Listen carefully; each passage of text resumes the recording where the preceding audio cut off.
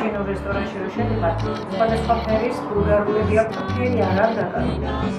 ნატურად არის პასპასა.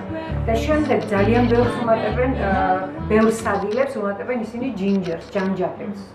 ჩვენთან ქვია კოჭა, რომელიც ასევე ქოლესტერინს წვავს და ყველგან იყიდება ბაზარში.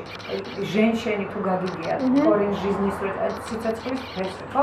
იმას ჩამოგავს ეს ჯანჯაფილი თეთრი რაღაცა. პირდაპირ იყიდება. კი, გასტრონომია და მაგრამ დიდი რაოდენობით მისი მიღება არ არის რეკომენდებული. სუპებში უმატებენ, სალათებში უმატებენ და ჩაის აყენებენ. ეხლა სხვათა შორის ძალიან აქტიურად არის მოდაში მაგის ჩაი გასახტუნებლად. მაგრამ არასწორად რომ მიიღოთ, პირიქით საოცრად გასახტუნებლად. და თქვენ წარმოიდგინეთ ისეთი იდეალური მცენარეა, რომ ცხელს რო დალევთ დაბალი წნევის დროს. წნევა კარკადეს ფუნქციებია. კი, წნევას ამავლებს, კარკადეს ფუნქციებია და ცივს რო დალევ პირიქით, არეგულირებს. კარკადეს ჩაი ძალიან სასაგებოა და ძალიან კარგია მწვანე ჩაი.